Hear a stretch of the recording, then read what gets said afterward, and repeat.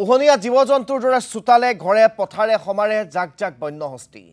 গোলাঘাটৰ মৰঙিত এতিয়া হাতীৰ বিচৰণ সহজলভ্য দৃশ্যত পৰিণত হৈছে হাতীৰ আতংকত উজাগাৰু নিশা কটাবলগীয়া হৈছে গাঁওবাসীয়ে হাতীৰ জাকটোৱে অৱস্থান কৰাত শংকিত মৰঙি অঞ্চলৰ লোকসকল হাতীৰ জাকটো সেই স্থানৰ পৰা আঁতৰাই পঠিয়াবলৈ সক্ষম হোৱা নাই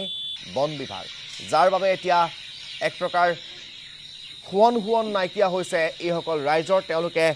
এতিয়া ঘৰ এৰি কলৈকো যাব নোৱাৰা হৈছে ৰাতি শুব নোৱাৰা হৈছে মুঠৰ ওপৰত চৌদিশে হাতীৰ বিচৰণ আৰু তাৰ মাজত এতিয়া এক ভয়ংকৰ জীৱন অতিবাহিত কৰিবলৈ বাধ্য হৈছে মৰঙিৰ এই ৰাইজে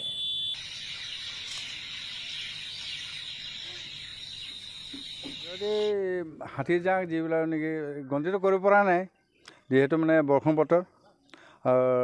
মানুহবিলাক ঘৰ বাৰী সোমাইছে বাহনী তহলাং কৰি পেলাইছে আৰু কলগছবিলাক য'ত কলগছ তাত দৌৰ মাৰি যায় মানুহবিলাক আগৰ নিচিনা তেল চেল নোপোৱা একো নোপোৱাই যেহেতু নেকি আমাৰ যিটো ক্ষতিগ্ৰস্ত হৈছে আমাৰ ইয়াতে এতিয়া ক'ব গ'লে খেতি বাতিও নহয় যিহেতু বাঁহ চাহ বিক্ৰী কৰি মানে চলিছে সেই তেনে জেগাত মানে আজি ধৰি দুৰাতি হ'ল মানুহৰ টোপনি নাই তেনেকুৱা বস্তু কিছুমান বেমাৰ হৈ গৈছে সদায় এই দুদিন একে লেঠা দুদিন আহিছে ৰাতি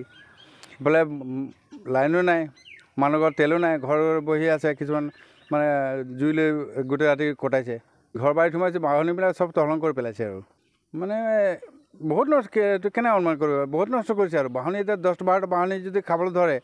কি থাকিব বাহনীখনতো একো নাথাকে যদি হাতীৰ জাক